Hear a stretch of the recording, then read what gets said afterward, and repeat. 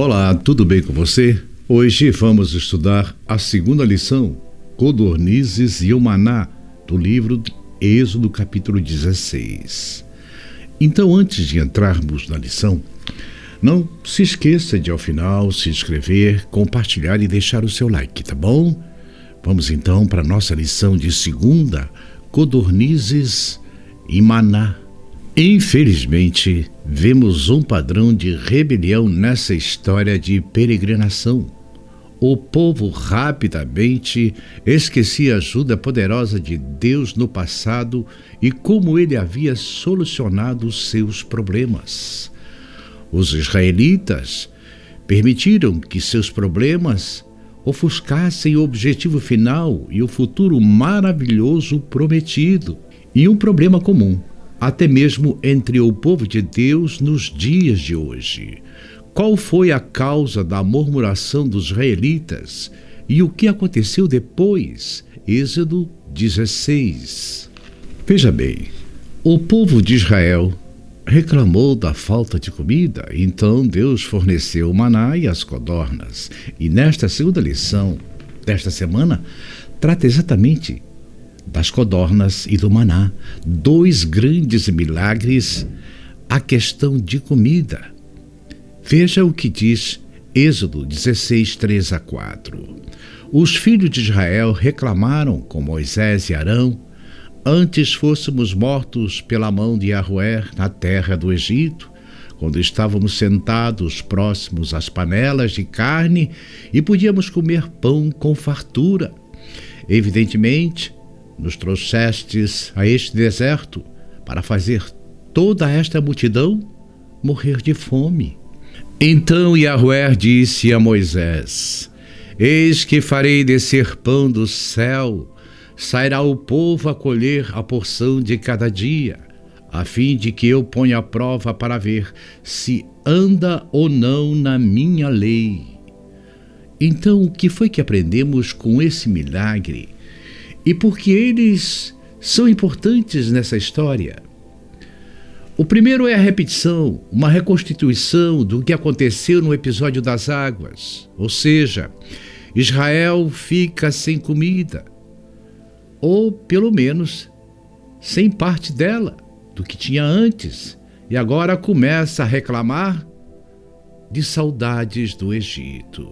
Parece que Israel rapidamente se esqueceu do chicote, do trabalho forçado e de todas as coisas que envolviam a escravidão que eles passavam. E as panelas do Egito pareciam mais importantes do que a sua liberdade, o que mostra novamente que ao longo dos anos de escravidão, Israel de fato perdeu a sua identidade. Em outras palavras, mais de 400 anos de escravidão transformaram Israel em um bebê, em uma criança mimada, uma criança cheia de caprichos. E isso é interessante porque Israel não tinha razão para ser essa criança mimada, chorona, reclamona. Afinal, eles viveram sobre a escravidão e agora estavam livres. Mas o fato é que esses eventos mostram que Israel tinha muito que aprender. Deus pacientemente conduz Israel pelo deserto para que possam aprender essas lições e recuperar a sua identidade. Um adulto consciente da sua origem e do seu destino. Então, que lições importantes há nesses dois milagres? Há o milagre das codornas e depois o milagre constante do maná. O milagre das codornas, ele era específico, resolvia um problema específico de uma queixa específica, assim como a água. Mas o milagre do maná tornou-se uma constante em Israel, o que significa que Deus mudou sua maneira de agir. E então, no terceiro momento, Deus decide estabelecer um paradigma, que era uma condição de dependência e aprendizado constante para o povo de Israel. O que acontece no primeiro milagre? Você acompanha a murmuração e a resposta de Deus no segundo milagre, que é o maná. No segundo exemplo do milagre, o que temos aqui é uma escola sendo formada. E a primeira coisa interessante sobre essa escola é que o maná cai todos os dias, mas no sexto dia cai em dobro. Duas coisas são interessantes de se notar aqui, independente de podermos ou não fazer uma afirmação categórica sobre essa questão. O fato é que o Egito seguia um calendário diferente daquele estabelecido por Deus na criação. E é muito provável que Israel tenha perdido a referência de qual era o dia de sábado ao longo de tantos anos de escravidão. Então vem a pergunta: como podemos saber que o sábado de hoje é o mesmo sábado que existia na criação, dado que os calendários mudaram diversas vezes ao redor do mundo e nações surgiram ao longo da história, modificando suas estruturas de contagem?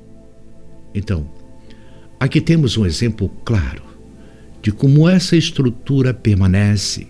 Em outras palavras, assim como a criação é um ato sobrenatural de Deus, a manutenção do dia de sábado como referência para a humanidade é um ato de Deus. E aqui, essa questão se torna explícita nesse milagre com Israel. Deus redime. Se houvesse alguma dúvida e se eles tivessem se esquecido disso durante tanto tempo na escravidão, Deus redime e mostra o verdadeiro dia de sábado para eles. Afinal, foi Deus quem decidiu em qual dia o maná cairia e qual dia não cairia. E a partir do sexto dia, a descida do maná cessa. E no sexto dia, ele cai 2 vezes mais. A instrução era bem clara. Nesse dia, vocês se reúnem para ter uma porção para 2 dias. Se vocês coletarem mais do que o necessário, eles se transformarão em vermes. E se vocês coletarem menos do que o necessário, vão passar fome no sábado. E assim Israel reaprendeu o dia de sábado e seu significado e a sua importância. Em outras palavras, o milagre do maná é uma recuperação não apenas da identidade do povo, mas, acima de tudo, uma recuperação consciente do que significa adorar o Criador. E a referência à criação recupera o significado em Israel. Podemos ver pelos versículos para memorizar, escolhido pelo autor, que houve um desencontro no início. Alguns colheram em dobro e passaram aquele dia em paz, enquanto outros não colheram nada e então passaram fome. E por causa disso, começaram a colher mais do que nos outros dias, e então o que sobrou virou vermes. Então isso demonstra outro aspecto interessante: a dependência diária de Deus, a oração do Senhor. O pão nosso de cada dia nos dai hoje. Dê-nos hoje como estrutura, como pano de fundo, o que é importante para a reflexão e aplicação dessa história. Para a reflexão, tem um texto muito preciso de Ellen G. White sobre este assunto que está no livro Patriarcas e Profetas, na página 297. E diz: o maná era um tipo, isto é, um símbolo daquele que veio de Deus para dar vida ao mundo. Em outras palavras, o maná é uma tipificação de pão da vida de Jesus como o pão da vida.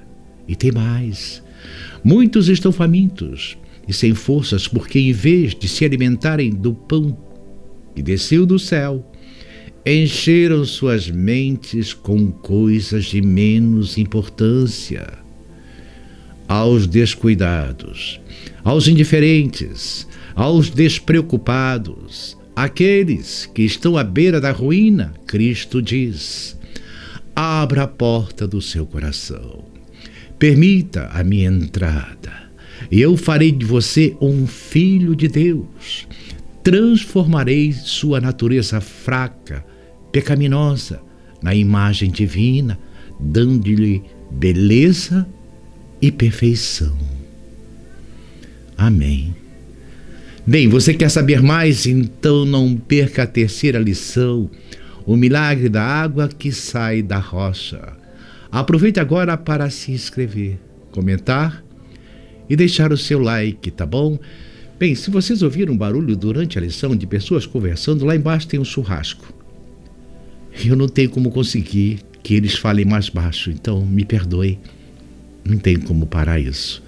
Mas que o Senhor vos abençoe. Até amanhã, se Deus permitir.